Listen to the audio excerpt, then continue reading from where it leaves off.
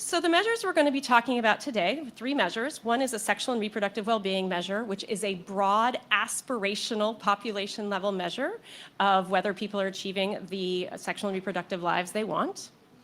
Sexual and reproductive empowerment, which is also an outcome measure, but can also be on the pathway to sexual and reproductive well-being, and can also allow us to do a better job of assuring that we're meeting the needs of populations that have higher or lower levels of empowerment by measuring that ahead of time, which Dr. Harrington will talk about.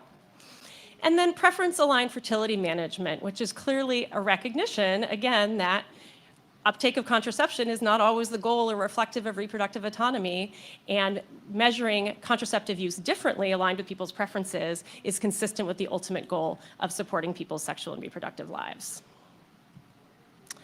So I'm just going to end by saying we're going to come back to this at the end, but as you're listening to these presentations, I really encourage you to think about what these types of measures, recognizing that there are other people doing aligned work with this across the field, these types of measures, implementing these in an intentional way, really scaling these measures and prioritizing these types of rights-aligned measures that are based on people's own perspectives on their reproductive lives, what it would look like in the field to actually do that if we had a measurement ecosystem that both reflected and reinforced our commitment to rights-based family planning. So with that, I'm going to hand over to Jess Deneau. Thank you so much.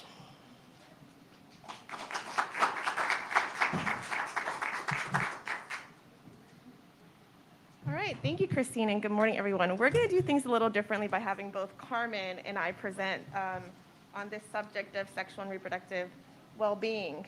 And I also want to mention that there are several other names on this slide. Carmen and I are here presenting, but Christine Dellendorf is one of the primary authors, investigators in this work. So Christine, just jump in if you need to.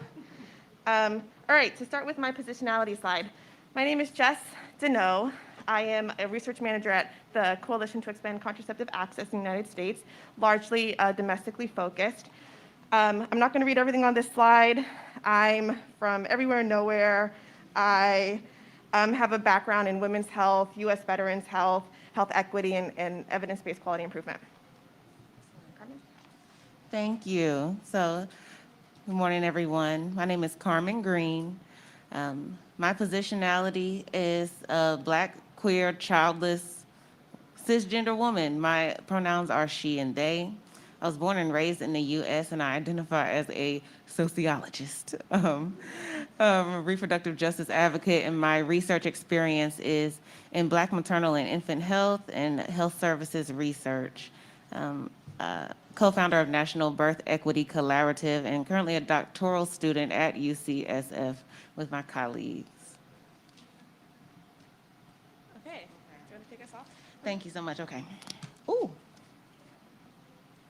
So, I am really pleased to hear more people employ this language during this conference. Reproductive justice is a term that Indigenous women, women of color, and trans people have been fighting for.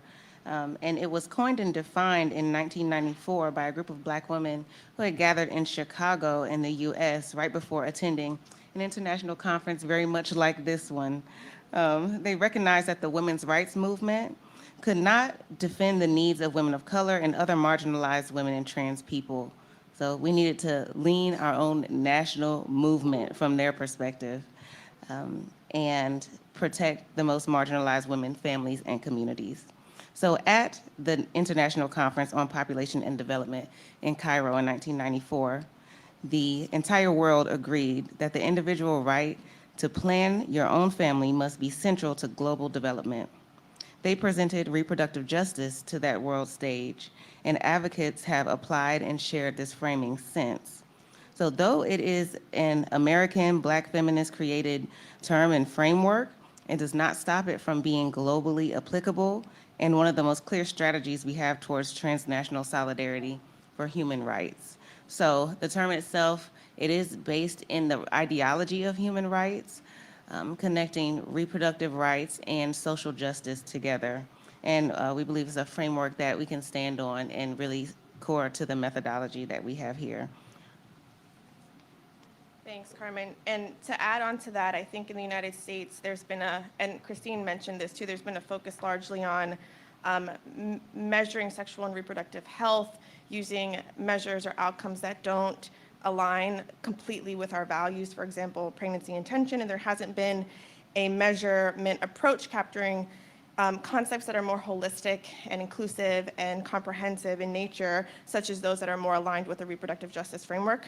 And in observing and thinking about this, we recognized how the reproductive justice framework resonates well with a well-being framework, a concept of increasing value in sociology, economics, and across various countries. We're seeing a shift in this need to address well-being at the national level in countries like Scotland, Iceland, New Zealand, and there's a reason why people are shifting towards this narrative or this understanding. I think it starts to address this question of what do we, funders, governments, really care about? Is it the well-being of our constituents, our citizens, et cetera?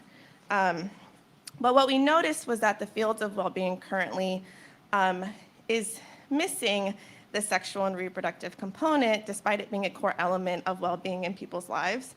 And so we wanted to bring sexual and reproductive health and rights to well-being, and well-being to sexual and reproductive health and rights. So generally, how we're thinking about well-being stems from the philosophical literature, which is commonly used to describe what is non-instrumentally or ultimately good for a person, a life with abundance and joy and fulfillment, et cetera. More specifically, how we're thinking about this in the context of sexual and reproductive health is people achieving the sexual and reproductive lives they wish to have. And ultimately, what we'd like to get out of this work is a population level construct or outcome that's the product of people having things like agency and empowerment and autonomy, et cetera. So speaking of the measurement ecosystem, more and more there's been a shift of incorporating person-centeredness and autonomy into our work as measurers or sexual and reproductive health experts. And we've seen these topics being discussed more and more throughout this conference, especially. Sexual and reproductive well-being ideally will expand on the existing measurement ecosystem by going one level above and focusing on what story all these measures are really trying to tell with regard to people's experience, desires, wants, needs, outcomes in their sexual and reproductive lives. So ultimately, our goal in this work is to create a meta measure of sexual and reproductive well-being that is not rooted in any specific life course, context, reproductive experience, or other individual factors, but ultimately has the ability to be holistic, aspirational, and have broad applicability. We'll get to how we're going to do that, because I know it sounds complex, to be parsimonious, right, while also being holistic and simple in nature. So our process. We've really kicked things off by thinking about this work in two phases.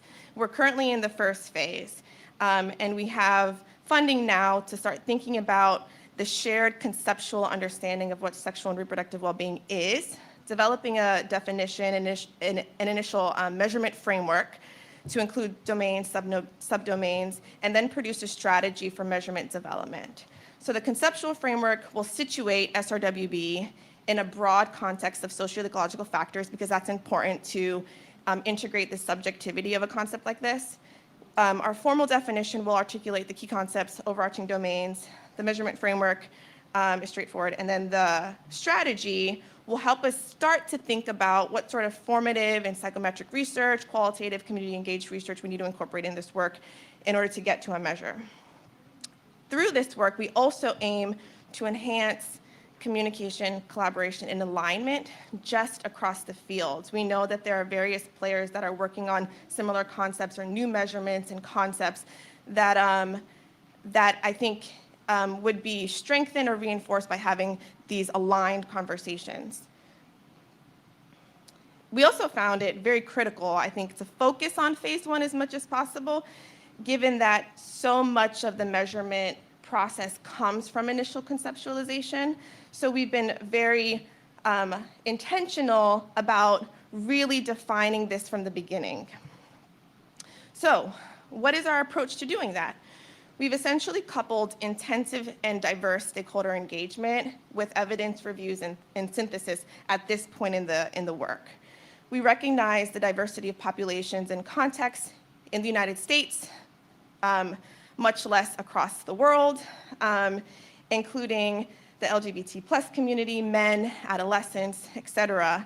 And so it was very important for us to convene a very diverse group of stakeholders to be part of our work group. And they represent all of these different areas and more. In our evidence reviews, we took the same approach. We've been trying to be as inclusive as possible in our search strategy, emphasizing broad context domains, especially for communities faced with the most marginalization. This is a screenshot of our Zotero library. It includes much more. Ultimately, we want to note that SRWB will be ultimately defined differently for everybody. And we recognize that we're not going to be able to capture every single perspective in this, but we want to, again, try to be as inclusive as possible up front. And for full transparency, we and the work group have really wrestled with the idea of even being able to do this. So we're struggling now with this balance of creating a concept for a population measure because there is so much nuance and contextualization that goes into how someone defines their well-being, while trying to, again, remain simple and constructive, if you will, to bring out the parsimony. Of the many insights that came out of our work group engagement so far, key principles emerged in those conversations, including needing to identify and keep certain values central and omnipresent in our work. This really gets at what story we're trying to tell. The second piece is defining well-being in the eye of the beholder, because everybody has different lived experiences, relying on diverse community engagement. We want to source the definition from the community. We have an initial definition that we've developed, our team and the work group, but we're going to validate and test that and make sure that it aligns well with how people are thinking about this. We want to also move away from negative definitions and move towards a positive framing of well-being, just given that so much of the concepts we have in sexual and reproductive health is the absence of illness or problems. And it was really important to our stakeholders that are involved at this phase to uplift the positive elements of people's experiences. The other piece of it is reiterating why a concept like SRWB is important to the field, and I think that touches on the enhanced communication, collaboration, and alignment. Lastly, we want to build from, but not be constrained by prior measurement approaches. We recognize the harms of some previous measures, and we want to reduce that as much as possible in our work by being innovative, creative, and comprehensive. This led us to our conceptual framework. We recognized that there are so many systems and structures and factors that play or have influence over how someone defines their sexual and reproductive well-being. We also keep in mind that frameworks drive measures, measures drive frameworks, so we wanted to get this right from the beginning. This is a working draft. It's probably not right in its current state. We have feedback that we need to incorporate, but it was important to focus on the different systems and influences that affect the outcome of SRWB. Ultimately, identifying not necessarily how these things integrate. I mean, you can see from here, it's not as straightforward, but that several contexts operate in a sea of social determinants of health equity. And within that, you have political, economic, cultural, social, living contexts that differ for people and that intersect with their interpersonal relationships, their healthcare interactions or their health interactions, and even their individual behaviors, choices, factors, and biologies. So there's a lot that goes into the outcome itself. I'm not going to go into the environmental scans, but the other piece of our work was to do the evidence reviews. And so we conducted 2 environmental scans, one focusing on quantitative measures, the other focusing on qualitative storytelling, if you will. And we extracted a lot of considerations in how we need to approach this work, given what we know about how measures historically have been used or developed, and and how people are describing their sexuality, their reproduction, their well-being, their quality of life, et cetera, that informed our qualitative themes. Okay, this is, I feel a little afraid to show you guys this definition at this point. This is an initial draft, and it starts with an overarching statement. Now, I will say that this definition was informed by those scans, our intensive work group engagement, and the RJ framing. Also, it probably needs to go through some refinement. But we're currently defining SRWB as a state of complete physical, mental, and social fulfillment in all matters related to sex and reproduction, free of injustice, oppression, violence, and stigma, and their consequences. And then it includes 3 high-level domains: freedom, control, autonomy, and agency, experiencing holistic and high-quality care, and then having optimal sexual and reproductive outcomes in accordance with one's needs and desires that is self-defined. We really are thinking about the critical factors that play along the pathway to achieving an outcome like SRWB, as well as the outcome itself. So we extracted things from that conceptual model, from our literature reviews, that spoke to the contextualization, but ultimately I think our aim is to focus on the outcome itself. What is one's ideal level of sexual and reproductive health? Do they have, or what is their experience of choice, if, when, how to parent? What is their experience of a healthy, safe, and pleasurable sex life, and potentially other things. Now, as you'll see across this definition, agency, quality of care, contraceptive use, family planning are all embedded within this definition, whether explicitly or indirectly. These are core areas that people are working on in measurement, and we agree that these areas are important. And going back to the measurement ecosystem, I think all of these different areas sort of play a role in reaching in someone's sense of outcome as far as their sexual and reproductive lives.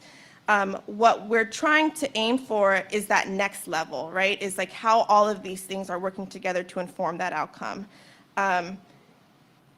And some of these concepts, I think, start to get at that. I'll turn things over to Carmen. Do you have anything else to add for the definition? Yeah. Thank you all. Just reiterating what Jessica stated, this is an essential step, and we're just glad to be sharing the iterations of our learning over time. So I'm glad that you weren't too nervous to share. Okay. For processes and outcomes in the future, I'll just state a little more about the purpose and what we're hoping for. Jessica mentioned that, the environment around our measures, they make us feel certain ways. I'm very keen on how the energy of our healthcare is received and how people experience healthcare. So even as a low health risk childless woman, when I go in for reproductive health care, I'm asked about my STD, STI symptoms, or like mental health crises or interpersonal violence. And if I were a mother, I'd be asked about, certain latent effects of mortality, or morbidity after childbirth. And so we just want to create some measure that would spark the joy and create the environment where people can have free discussions about what they need and want for their reproductive lives. For the future, drafting that preliminary measure, we're hoping that the outcomes of this will give people the tools and mechanisms to then go back and report and advocate differently. These types of frameworks are based in ideologies that can challenge the inequitable structures and policies that we all experience in our different country contexts.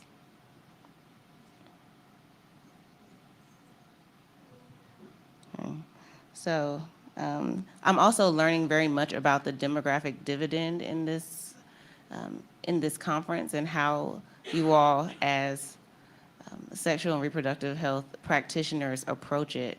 So I think this could be one of the key tools that we can use to go back to our country context and our different governments to prioritize and enforce human rights and a world where we can achieve reproductive justice.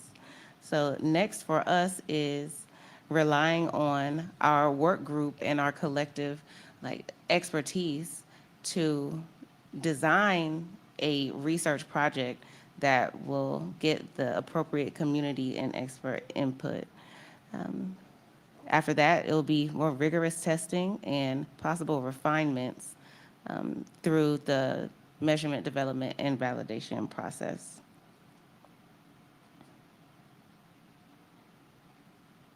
Yeah. So the impacts and opportunities that we have are challenging the inherent limitations and the stated concerns about measurement as a practice. We have opportunity to be creative about how we do measurement and ultimately having power to move the field forward. We can advance thinking about sexual and reproductive well-being and using the term well-being collectively, ultimately influencing policymaking towards human rights. And the measure itself will come much, much later, but as Jessica stated, just the foundational methodology and theoretical frameworks driving what we're doing are critically important. However you start a thing is usually how it ends, right? So our next steps and future frameworks are just knowing that our current grant supports the development of this definition and the initial framework, but we have a lot more work to do in moving forward in the strategy and actual measure development that's inclusive of all populations for which sexual and reproductive well-being would be applied and measured. Thanks, Carmen. And I'll add that our focus so far has been in the United States, but we do have a need, a desire to take this outside of the United States as well. So we'll be engaging various stakeholders in the global context to consider how our U.S. definition can be applied more broadly, and think about how the measurement strategy may or may not relate to diverse global contexts. We'll also do some qualitative, quantitative literature reviews in the global context as well, and really start to see how different structures, systems, norms are influencing SRWB differently than how we've defined them for the United States. Thank you. Thank you very much. Now I'm going to invite Elizabeth Harrington. Thanks so much, everybody. And as a little bit of a disclaimer, I just want to let you know that this cough has been going on for weeks, and you have nothing to worry about testing negative still for weeks. And I'm going to be talking about using the sexual and reproductive empowerment scale to understand reproductive empowerment and contraceptive preferences among adolescent girls and young women in Kenya. And I'm presenting on behalf of multiple co-authors, and just wanted to acknowledge that. So again, my name is Liz Harrington, and I'm a white cisgender woman born and raised in the US. I'm also an obstetrician, gynecologist, and family planning specialist. And I have a variety of identities and experiences that shape my work. And I think being a clinician and providing reproductive health care is a big part of those experiences. I'm also a mother, which has shaped my work. And I've had the opportunity to work in Kenya over a number of years, which has really changed who I am and how I think. So, as we know, adolescents and youth clearly experience disparities in sexual and reproductive health related to myriad factors that kind of differ by context, but include stigma, differential access to services, laws and policies, and social norms. And in some settings, like Western Kenya, where this research takes place, both pregnancy and contraceptive use may be contrary to social norms or stigmatized among adolescents, especially unmarried adolescents. And I use this photo because it just sort of seems to induce shame. Like, I feel like it kind of puts you in the position of somebody who might be experiencing this. And given the high rate of pregnancies among adolescents that are categorized as unintended, contraceptive non-use and discontinuation often appear at odds with people's desire to avoid pregnancy. That's this whole idea of kind of the concept of unmet need. But the focus on the concept of unmet need tends to lead to a focus on measuring contraceptive prevalence and continuation, as we've already heard about, without necessarily understanding young people's contraceptive preferences or their power to make preference concordant contraceptive decisions, which may mean that they don't use contraception. In other words, how does empowerment influence contraceptive preferences and contraceptive choices? So in order to shed light on these questions, we need to think about sexual and reproductive empowerment among adolescents and young adults. What is sexual and reproductive empowerment, and how can we measure it? And before I go on, I just wanted to give a shout out to Sarah Waiswa, who is an amazing Ugandan photographer, and I used these photos in the presentation from her piece on a girls group in Kenya that met during the COVID lockdown to support each other. So to elucidate the questions of what empowerment is and how we can measure it, we drew on Kabir's foundational work in women's empowerment. And you may have heard about this model many, many times in this conference, but Kabir defines empowerment as a process, as the expansion of people's ability to make strategic life choices in a context where this ability was previously denied to them. And I particularly like this idea of the process with an adolescent who's kind of in the process of self-definition and self-determination, and also physical development and emotional development. And Kabir conceptualizes empowerment as three interrelated dimensions of resources, agency, and achievements. And as you know, there are numerous measures of women's empowerment, but until recently, there were no measures of sexual and reproductive empowerment specific to adolescents and youth. And the Sexual and Reproductive Empowerment Scale for adolescents and young adults, which I'll call the SRAE scale, is a new multidimensional measure validated in a representative population in the US. It includes 23 items in 7 subscales, and it demonstrated high internal consistency and reliability in psychometric evaluation. One kind of finding from Dr. Upadhyay's paper is that for every 1 point increase in the full SRAE scale, female participants had a 6% higher odds of using their desired contraceptive method. And that outcome measure also includes, if you said you don't desire to use a method and you're not using a method, that's considered a success. So just wanted to call that out. Here are some examples of SRAE scale items.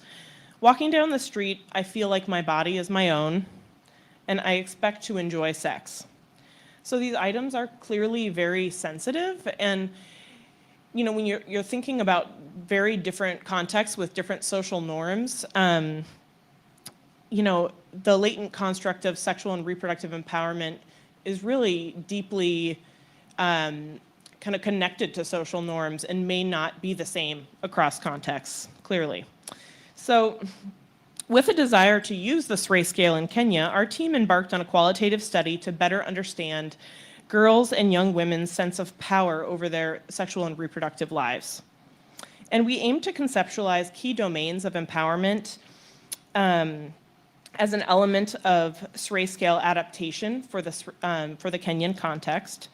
And we also explored factors most important to adolescents when choosing or not choosing a contraceptive method and method source, with the goal to inform attribute selection for a discrete choice experiment.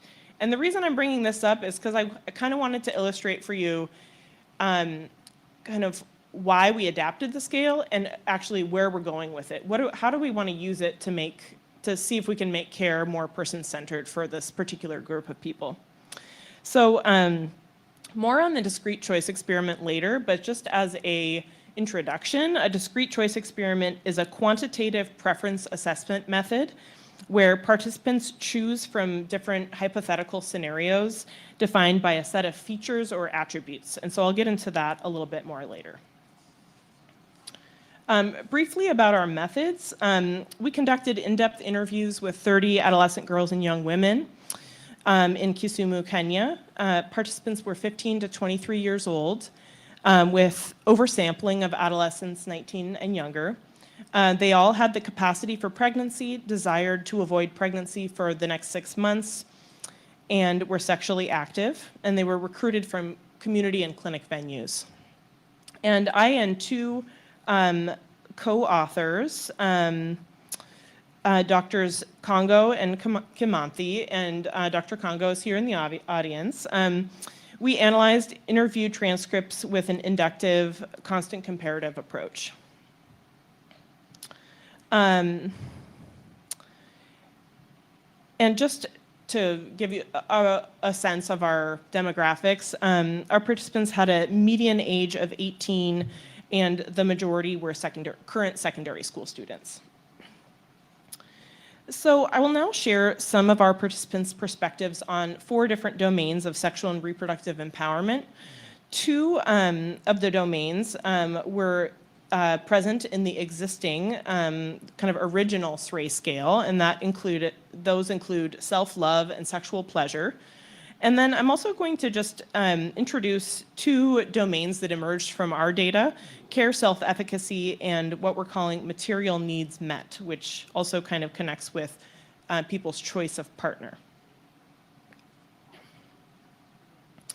So self-love, I think this concept is a little bit, it's a little self-explanatory, but I really wanted to read this quote because it is really illustrative of the idea of self-love in this context.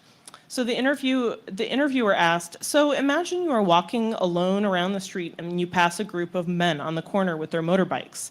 And I think many of you can imagine this situation. How do you feel? And the participant, who's an 18-year-old secondary school student who's recruited from a community venue, said, before, when I was younger, let me say when I was 16, 15, and I used to pass men, leave alone the one with motorbikes. When I used to go past men in a group, I used to feel bad. First of all, in those days I was slender, and you know the perception of Kenyan men is that a beautiful lady should have big hips. So I used to feel bad about myself, and I used to go past them, and then they would start making their funny voices about my shape. That used to make me feel bad. But when I turned 17, I told myself that I have to love myself the way I am. And so when I experience such incidences these days, I don't care. Another domain from the original SRAE scale, as I mentioned, is sexual pleasure. And they're not exactly the same thing, but we're also sort of including sexual desire in this domain because that was what a lot of the participants in our study talked about. This interviewer had found out from the participant that she was using oral contraceptive pills, but not to prevent pregnancy. So she asked her, so how did you decide you were going to use the pills? And she said, to control myself from sex. I'm taking them so that they can help me, so that I can control myself, so that it can reduce my urge for sex. I saw my friends use it to help themselves, so when I came to the clinic, I decided to request for them. And this is one of those situations where I had to ask Dr. Congo for some help understanding this. And he was like, yeah, there's a group there's some girls who are using birth control pills to try to reduce their sexual desire. And then care self-efficacy was a domain that emerged from the data. And we're referring to it as the ability to navigate external factors and barriers to accessing reproductive health care. And this 18-year-old college student, she was talking about her experiences working in her family's kiosk selling rice. And she uses condoms with her 19-year-old partner and feels very concerned about the privacy of a contraceptive method. So she said, okay, lately I always just see boys, even where I work. someone would hold you and touch your arm and ask what that is. So I think like it is not at all private. She's talking about the implant, the Nexplanon implant. So you are saying that when you are there at the shop and then boys just come and touch your arm? Yeah, and they will behave as if they are hugging you, and then there is a way that they will touch your arm. So when he feels the traces of the straws or the implant, he will be like, what is this? So she's talking about why she didn't feel comfortable using the implant, even though she felt like it would be nice to have a longer acting method. And then the final domain that I want to mention is material needs met. Thinking about representing the pervasive theme of financial support from sexual partners influencing power in the sexual and reproductive domain. And this is a 19-year-old mother of a 2-year-old who is in a relationship with a 38-year-old married man, and she describes her situation as, he has more power than I do because he caters for all my needs, such that if I made a mess, then all that is gone. I have no time hurling insults at him, even when he wrongs me, because if I do, he will stay quiet and not talk to me. I will instead be forced to go and beg him to talk to me, because after all, it's me who's in need. And the interviewer followed up and asked, how do you feel about involvement in decision-making with your partner? And the participant said, personally, I feel good about it, being that he has more life experiences than I do, so I just have to obey.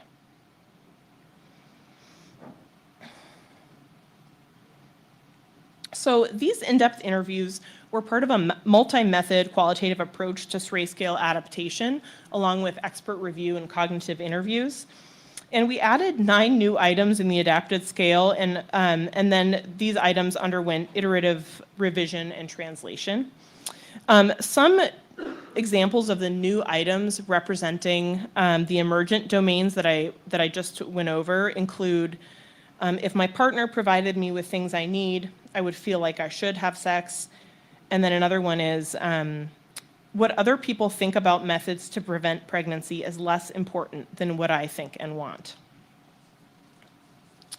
So I'm going to switch gears a little bit to contraceptive preferences. I hope I don't make everyone dizzy here, but I want to talk about the factors that were important to our participants when choosing a contraceptive method.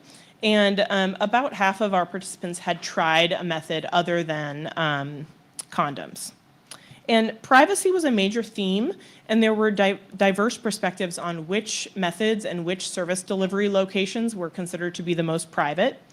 High effectiveness, or how well the method prevented pregnancy, was also very important to participants. But many were not really aware of the different effectiveness of various modern methods. And then for several, provider recommendation of a particular method during counseling was the main factor. It was basically like, I just used the method that my provider, like nothing's important to me except for my provider recommendation. Peer experiences with methods and fertility concerns about hormonal contraception were dominant for some. That's not a surprise to anyone. And we also specifically probed duration of use and ability to discontinue a method on one's own, thinking that that might be really important to some people. And it didn't, like, duration of use was important to many people, but the ability to discontinue the method without a provider didn't really emerge as a main priority for the girls that we talked to. And then menstrual changes were not generally acceptable when we first mentioned them, but then when people were talking about their own experiences, it was clear that many were willing to tolerate some menstrual changes and irregular bleeding. So we selected 7 factors or attributes to further investigate in the next quantitative phase of our project: privacy, effectiveness, duration of use, location, counseling source, cost, and menstrual changes. So how are we going to use these qualitative findings and the sexual and reproductive empowerment scale to work toward more person-centered contraceptive care for adolescents? We're using the adapted SRAE scale in an ongoing cross-sectional survey among 500 adolescent girls and young women. and we plan to examine its association with desired contraceptive use and non-use. And the survey also includes a discrete choice experiment, which will allow us to quantitatively determine the relative importance of the attributes that we selected, as well as describe the trade-offs adolescents are willing to make between them. And I'll show you an example of one of the scenarios in the discrete choice experiment. And this research is intended to shed light on several questions like, how do contraceptive preferences differ by level of empowerment? And how could services be more person-centered for individuals who have limited empowerment? Okay, so here's an example of a question from the discrete choice experiment portion of the survey. And you can see the attributes we selected on the left there. How menstrual periods may change, chance of pregnancy, et cetera, on the left. And then participants are asked which of the columns representing the different scenarios they would prefer, and each participant answers 8 questions. So do you want option A, option B, or no method? And you can see the types of trade-offs these scenarios might bring up. Like, for example, with option A, would you rather have a less effective method that you can keep completely private and get at the pharmacy for 50 shillings? Or would you rather have option B, a method that's a bit more effective, lasts a year at no cost, but it causes some irregular bleeding and it's hard to keep private? Or would you rather take your chances on not using a method? This is just another example. So to conclude, our findings were used to explore the latent construct of sexual and reproductive empowerment among adolescent girls and young women in Kenya and to adapt the SRAE scale. And our findings are specific to the Kenyan context, obviously. We believe they have some relevance to other contexts in sub-Saharan Africa as well. And given its length and nuance, the SRAE scale, I think, is best suited for use in research rather than as an indicator or in a clinical setting. We also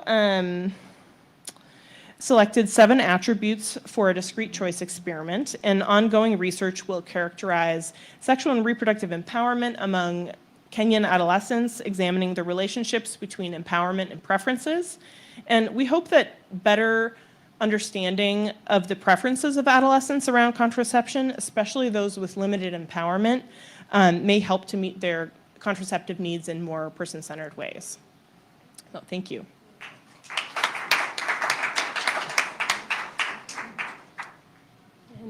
And last but not least, Kelsey Holt.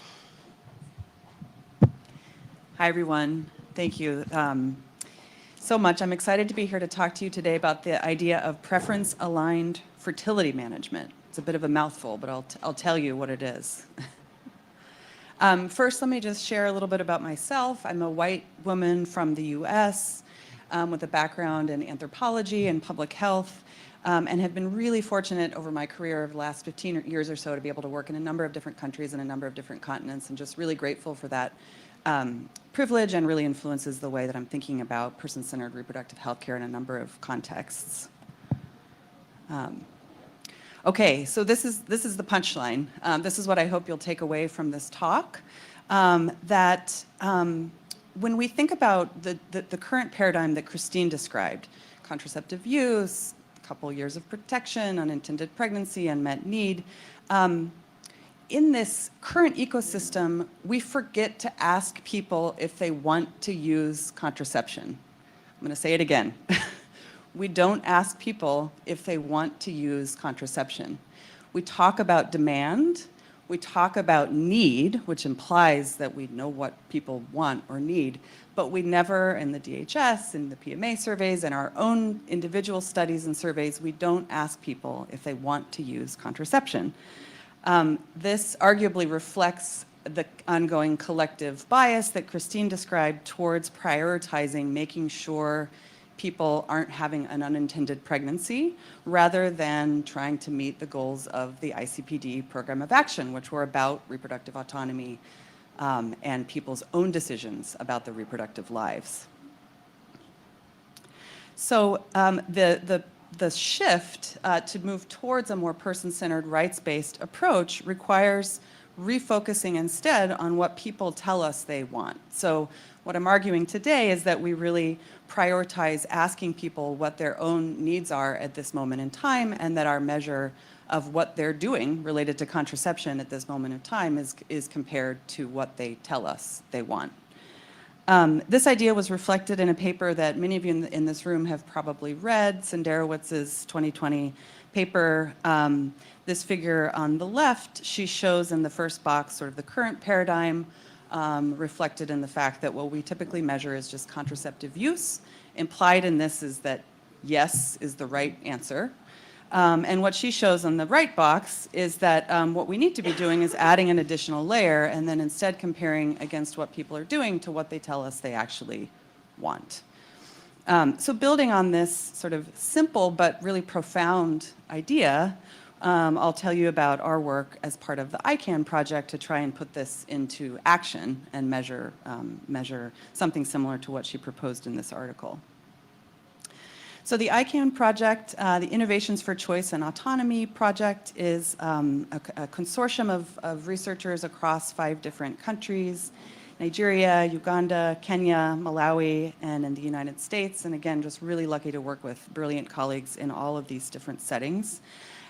As part of ICANN, so ICANN is actually a project that's primarily about self-injection. So this is a little bit of a sidestep, but just to tell you about ICANN, so we, in this project, are looking at self-injection of DMPASC. And what we're really trying to do in this project is understand how to make this new method available for people in a way that's going to meet their own self-defined needs. So the first objective you see here, we're doing a lot of qualitative work, a lot of human-centered design. Hopefully you've seen some of my colleagues at the conference present on some of our work. And then we're also looking at the relationship between self-injection and agency. And so as part of this aim, we're developing a couple of new measures. And so really happy to say that as part of ICANN, we have a robust kind of measurement innovation arm. So I'll be talking about number 1 today, but I want to just give a shout out to Dr. Sneha Challa. Hopefully some of you were in her presentation yesterday. She presented on our work to develop a measure of contraceptive agency, which is getting at the latent construct of first, whether someone has the self-efficacy and critical consciousness and desired support and kind of clarity of values to make a decision for themselves about what they want related to contraception. And then second, are they able to kind of act on that decision? And so that's the contraceptive agency work that Dr. Sneha presented yesterday. But we're also working on this idea of preference-aligned fertility management. So it's kind of a mouthful, but basically it's defined as just the degree to which people are doing what they say they want to be doing. So do they say they want to be using contraception? Great, are they? Do they say they not want to be using contraception? Are they not? And so as you can tell from what I'm saying, we're really focusing on a kind of a short term, right now in this moment, what is somebody telling us that they want? I want to acknowledge that, of course, decision making, preferences, intentions is way more complex than that. And so when we think over time, of course, you know, understanding how people make decisions and what their decision really is and why there might be some ambivalence is very complex. However, at the same time that we recognize that complexity, it's also really important just to take people at their word at this moment in time. From a kind of program evaluation perspective, are we meeting the needs that they say they have at this point in time? This is a broader construct relevant not just for contraception, but also abortion and fertility. This is why we called it preference-aligned fertility management, because the construct is really about, are you able to manage your fertility, period, not just related to contraception, but abortion and fertility-related issues too. So in the ICANN study, the measure I'll show you now is really focused on contraception because that's what we're focused on. But this concept is broader and there's opportunity for measurement innovation in the broader sense. Okay, so what we're doing is first asking this new question that is surprisingly innovative, to just say to people, do you want to be using any method to avoid pregnancy right now? Yes, no, don't know, recognizing that some people will, of course, be unsure. Then we ask the typical question about, okay, well, what are you using? What are the methods, et cetera? And then there's a couple more questions here where we try to get at, okay, if among those who are using a method, we want to clarify, is this method the one that you want to be using, or or not? And then number 4, are you able to use it consistently if you, depending on what you want? So not, consistently in the way that we typically think about in terms of pregnancy prevention, but from your perspective, are there times when you want to be able to use it and you're not able to? And then what we're doing is just kind of a simple dichotomization of categorizing people based on what they say they want and what they are actually doing. So as you can see in the first column, those who say they want to be using contraception and are, or are sometimes, as long as they tell us that that's in line with what they want to be doing, are categorized as PFM. Those who don't want to be using contraception and aren't are categorized as PFM. And then those who say they don't know whether they desire use and are therefore kind of ambivalent about it, we're categorizing all of those folks as PFM to avoid kind of placing our own judgment on whether or not that's the right decision. Again, as long as they tell us for the specific methods that they're happy, using, that they want to be using that method right now, if they at the same time express some ambivalence about whether contraception is right for them at that time, we're still categorizing them as PFM, even if, if they are or aren't using. So playing this out with a couple of examples, this kind of definition and understanding of PFM leads to kind of equally good outcomes for somebody in this case who, let's say they report wanting to prevent pregnancy by using withdrawal, and indeed they're doing so each time they want to. Equally as good of an outcome as someone who wants to prevent pregnancy and is happy with the IUD that they have.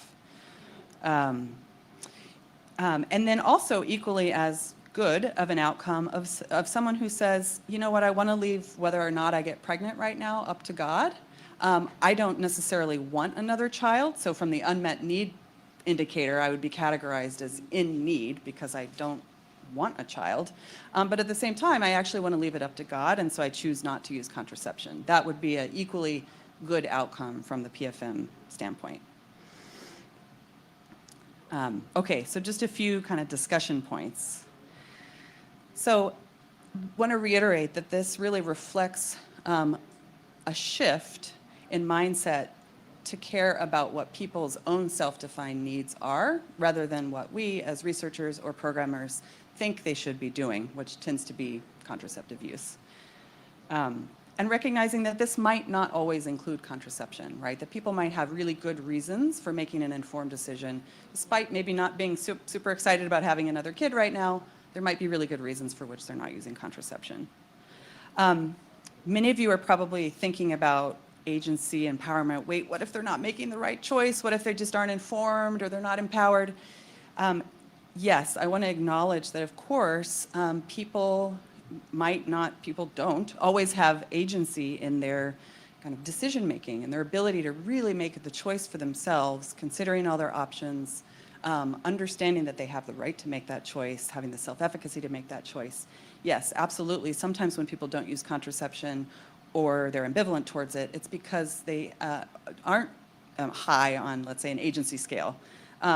However, it doesn't always have to mean that, right? There can be other reasons why somebody, again, makes a kind of fully empowered, fully agency-filled decision not to use contraception despite not wanting a child.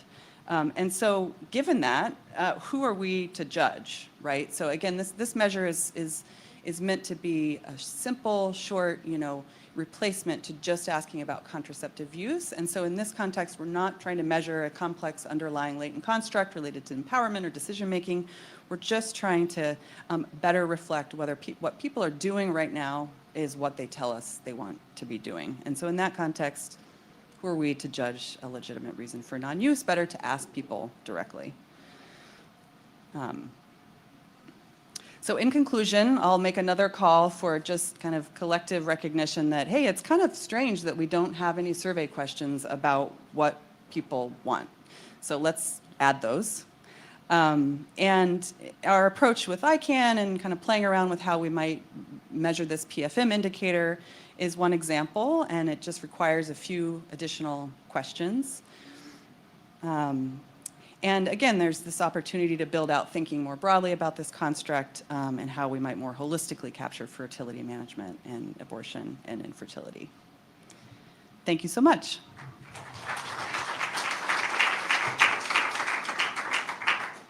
Thank you. I'd like to invite the presenters up for questions and open the floor.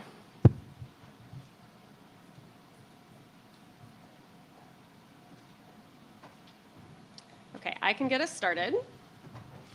So I would love to just ask all of you what you think, either with respect to your specific measure or more broadly, values-aligned measures, what do you think would be the downstream impact of a shift and broader implementation and scaling of these measures? You want to go, Jess?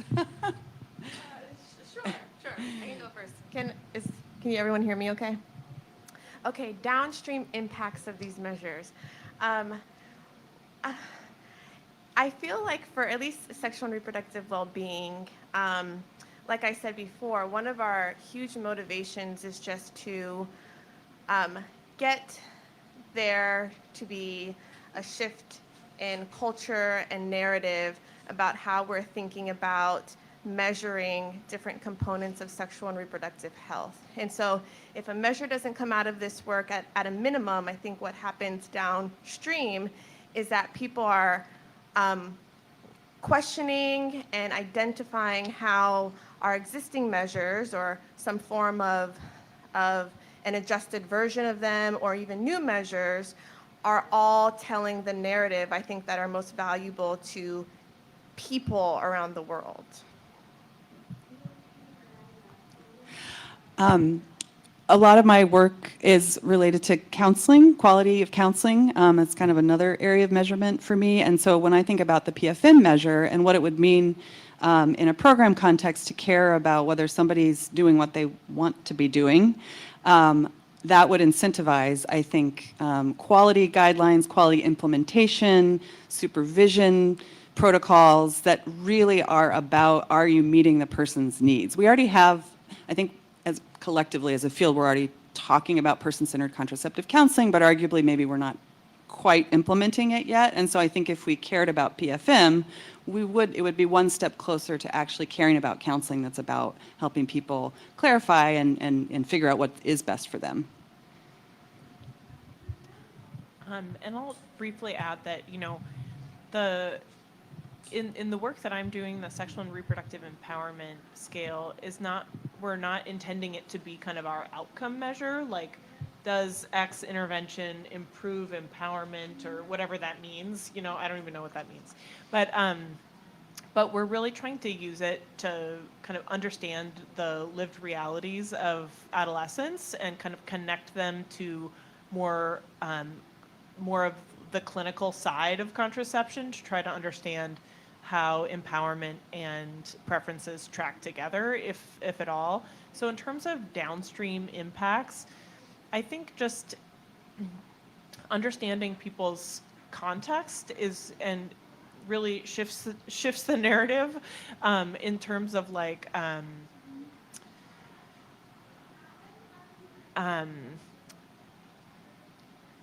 not like the question of focusing on whether adolescents are using contraception and kind of what their unmet need is for contraception, I really just feel like misses the point. And so I think shifting the narrative could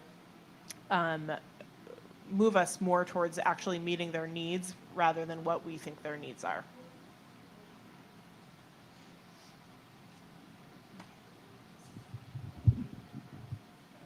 Hi, I'm Sian Curtis from the University of North Carolina.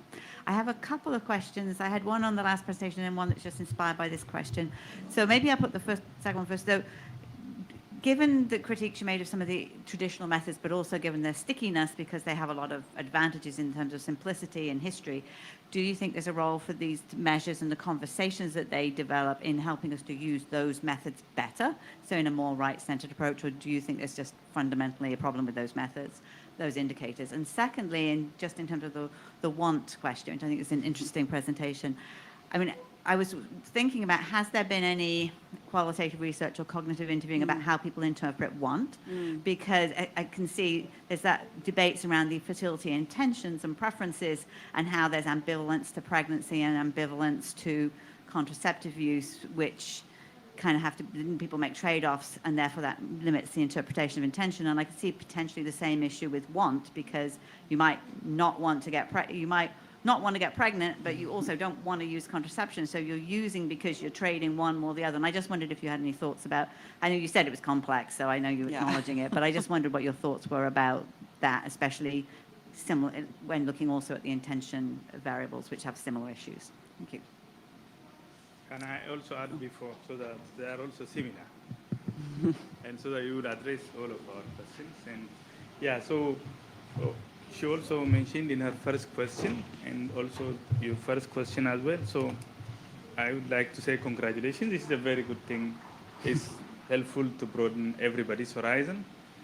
But ultimately, so we do this because we want to change something. So unless intentionally you put that there, then it would be difficult. So for whom are you doing this is very important. Is it for healthcare providers? Is it empowerment and so on has a lot to do with how the societies are organized? For a political party can be used. So you have to be intentional where you want to be used. This can also be used for a woman or for advocacy group and so on. So because ultimately you want to change something, and so you need to think about the framework of your framework, which was so Everest Donabedian said this input, process and outcome, and I have seen many health system frameworks. Nobody escapes from this, and there is also another framework which was Deming, who was a very known person in health quality. If you want to change this, he calls it the messiness of life. Life is messy, but you want to give it some type of arrangement. But when you just do that, you're going to miss the point. That's the problem. You will also get up doing that, yeah? Because when you try to measure something, you will immediately miss. The moment you put a number to that thing, you already missed it. So your measurement is also going to face that one. It's a limitation of measurement entirely. If 75 kilogram, when the moment you say that, this is different for a person who has diabetes or something for a black person. So it's all variation. So we are all different. So by measurement, we are trying to make sense of the world using numbers, which are wrong. We know them. So what we do is, one, increase number of measurements so that we can get different perspective and so on and so on. So for a theoretical use, but for a practical use, they are also slightly different. So I wish from this, a practical use could come out from this discussion, and that should be put into your thought initially. One very good is for a counseling tool in a healthcare setting, because we provide family planning in a health system. So say one is this one. So think about where you want to use that. That would definitely bring things into perspective, even in the definition. And the other thing also in your framework, think about what is what. Because so in your framework, you mention about, so different things come together. You cannot mention everything, but if you have a very good framework, you would be mentioning some of the items that you said this. The others would be, so you have to look into this health system framework that was done by the Harvard, published on Lancet, the health system framework. They have labeled it, some of the things are as values, for example, in that framework. Lack of coercion can be a value. It just may not feed into the input process everywhere. It could be a value and so on. So anyways, one. The second one, link this work. Family planning does not work in isolation. Yeah. So I've seen lots of quality counseling, measurement, and so on. It works. These are things that determine people's well-being in diabetes, in infectious disease. So, and there have been lots of literature that has been done previously. So try to link up so that we can use these things. A person with diabetes may not want to take insulin. That's it, end of the story. A person who has malignancy, he does not like to use. So these things come, and so where is the line? So I would be very happy to see if you can link this with the other things that happen in measuring person-centered care in the health system, and also with the health system framework. Family planning is being provided at least in the health system, and health is not limited to healthcare facilities only. No, the social determinants of health happen everywhere. So I would be very happy to see that link those together so that we can benefit and inform others. Thank you. Thank you. Do you want to answer Celine's question? Oh, sure. Yeah, thank you so much, Dr. Munir. And to answer your question, Dr. Curtis, yeah, such an interesting question. I think that what I would say about the want is that in our cognitive interviewing, actually more with the contraceptive agency scale, we've done a lot of cognitive interviewing for the contraceptive agency scale. And I think the word want is less the difficulty, it's more the setup of just the survey in and of itself. In our experience in Nigeria and Uganda, people were so primed when we told them we're here for a family planning study, when we want to ask about how you're doing, and people are primed. They know our field is there to convince them to use contraception. And so a lot of it was how do we build in the preamble that's about, hey, we really just want to hear what you want. We're not here to kind of, so I think in our experience, that's been really important is crafting that intro language. But in our experience so far, the want hasn't been too much of an issue. Yeah, maybe I'll defer to others related to the other question. Do you want to take the tweaking versus not tweaking question? Is that a good tagline? Yeah. Sure. I'll be very transparent again and say that I'm having a little bit of imposter syndrome being here at ICFP because most of my work is US focused. So maybe I can answer your question from that framing. And it sort of addresses both statements and questions. I think it's important for you to be, for you to understand at what level potentially your measure is being applied. For us, for SRWB, we're thinking about this at the population level. We've been thinking about how it might inform government policies, for example, programming, laws, and how it adds to an existing narrative. In the United States, we're measuring things like contraceptive use, pregnancy intention, and I think that some of those measures have merit, but probably needs to be thought about in the context of an outcome potentially like SRWB.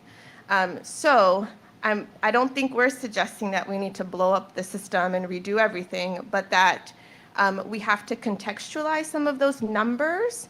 Our SRWB will be quantitative, but there's a lot of nuance about how someone may answer any specific item, especially when we've oversimplified it and don't capture the qualitative and the nuance behind their response. But I think that coupled with some of these other metrics might give us a better sense of the overall story or landscape in any specific context. Thank you. Hi there. Sorry to have missed your name, but wanting to talk about the audience question. So within our core group in the Sexual and Reproductive Wellbeing Project and the working group of subject matter experts, we really talked a lot around, we had a really deep discussion around who this could be for, how it can be used. And you're right, it's very key to identify that in the beginning. The core of the measure development is to be a self-reported measure for individuals. The opportunities for the measure as a meta understanding, like using it as a framework to contextualize several other different measures that could go with it, that could be packaged under it, or be framed in that same way. That has opportunity in policy, population, clinical audiences, and non-clinical. But the first order of operations is to create this measure that is going to serve self-reporting so that people are identifying what their true intentions, desires are for themselves. They need to define it for themselves. And I think that the individual level of quantitative information there can then be extrapolated and evaluated on a population level.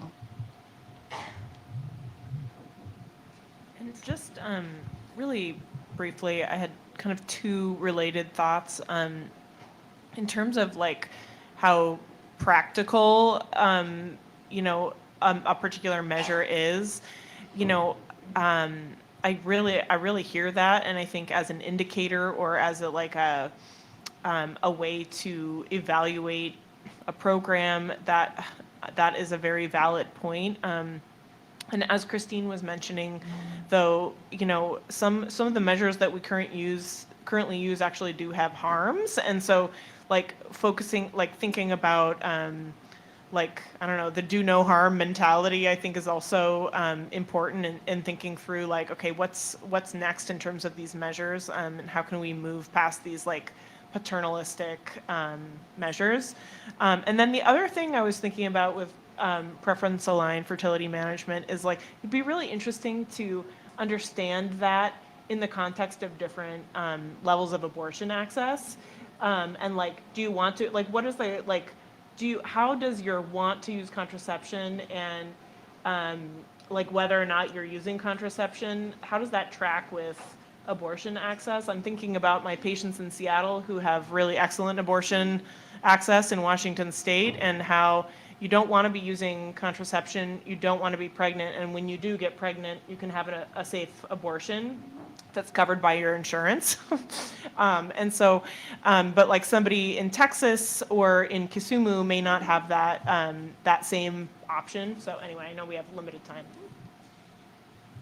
Great. I would welcome any more questions, but I want to thank the panelists. I think the fundamental bottom line here is that we see a need for disruption in how we talk about and think about measurement, and the disruption has to be led by values, not by what we have been measuring or what is easy to measure. And that doesn't mean that we neglect that context and that we neglect the external structures that may influence people's preference-aligned fertility management or their sexual reproductive well-being. But we need to start with centering people and centering values, and that disruption would change everything about how we conceptualize what our goals are within family planning and broader SRH. And this is a step in that direction. Any last comments from the panelists? A question? Yeah. Hi, this was great. I love that wrap up, and then I was like, well, maybe I should just wait and ask the panelists. No. But I'm Madeline Short-Babick. Okay, I think I had two thoughts, and I'd love just to hear your perspectives on the thoughts. I think the first is in the space of individual level measures at the counseling level and the like, absolutely, I'm all for the want or the like. I think when those get translated to a population level, with the nuances that Sean was describing that aren't reflected in a want, we can do the field potentially a disservice by speaking to a lot of naysayers who don't believe in funding family planning, who then will use a measure and say, well, the work that you're doing in XYZ place, the women say they don't want it, so you should not be doing any work there. And I think a lot of us would say, well, that's a reflection of social norms and lack of agency or lack of knowledge or lack of access and some of the demand side pieces. And so I'm curious if you all feel that tension and whether you have that sort of concern and how you would address that if we were to take this to population level types of measures. And then the second point / question I have in this space is, I fully agree with what you were saying about and if you have access to abortion, et cetera, it changes maybe how you perceive how much you want to use contraception or not. Where I was going with this is, I think there's a lot of commonalities between vaccine hesitancy and what I'll call contraceptive hesitancy. In the space of person-centered care, similar to what the doctor was saying, would we say it's an acceptable outcome that a woman says she doesn't want to be vaccinated? Would we end our program there and say okay, I think it's like a question mark up for debate. But I think generally the vaccination community would say like, oh my goodness, we need to be doing a lot more in the space of informing her and like helping her to understand like what the risks are of disease versus what the risks are of the vaccination. So in that sort of framework, how does this idea of want or not want like factor into what the field should be doing to influence or not, or just accept that that's what she says? First, thanks for your question. I loved your presentation yesterday, by the way, too. I know you're looking at non-use, desired non-use in the DHS. So I think that if we measured whether people want to use contraception and we found a large proportion of people saying no, and then we were worried, like you said, oh, okay, but that would force us to shift our demand side programming to be less about generating demand because people aren't wanting it, and more about, let's talk about agency, let's talk about empowered decision making, let's do our programming in a way that's making sure that people really are making these choices in a way that are empowered and agency filled. Well, first of all, I don't think that many people, a large proportion of people will probably say no. A lot of people will say, yes, I want contraception. So anyway, I have a lot of thoughts about this, but I'm not afraid. I think we should do it. And I think it would help us move towards caring more about agency and decision making rather than a demand approach that tends to be a little reductionistic, and we just can't help ourselves from trying to convince people to use family planning. I'm going to say one quick thing and then hand it back to Carmen to close this off. But I will just say that as a family planning provider or family medicine provider, primary care provider, I think a lot about what a preference-sensitive decision is, how I talk to people who don't want vaccines, et cetera. Reproduction, to me, is fundamentally, it's a human right. I have an agenda when people come in, whether or not they get vaccinated or not, and I will engage with them in a patient-centered way about that, but I have an agenda. With reproduction, I do not have an agenda, and I should not have an agenda, because that is a human rights issue that people can and should live the reproductive lives that they want to have. My agenda is supporting them and informing them and giving them the choices, but if someone who has severe cardiovascular morbidity and is going to have a high-risk pregnancy, I'm going to give her that information. I do not have an agenda that's different about her reproduction than she does. And I think that that's a critical difference around this. Thank you. That was very well said. I, too, am not scared, and I don't think that we can move forward in achieving human rights and reproductive justice with a spirit of fear. We have to be curious and understanding people's individual lived experiences. And I mean, even if we are focusing in a quantitative manner, evaluating the data, understanding people's lives through qualitative data, storytelling, like understanding their true lived experience and the pressures around them is critically important. I think that is how we elevate our very core family planning things into population level, social level. We'll be operating at a different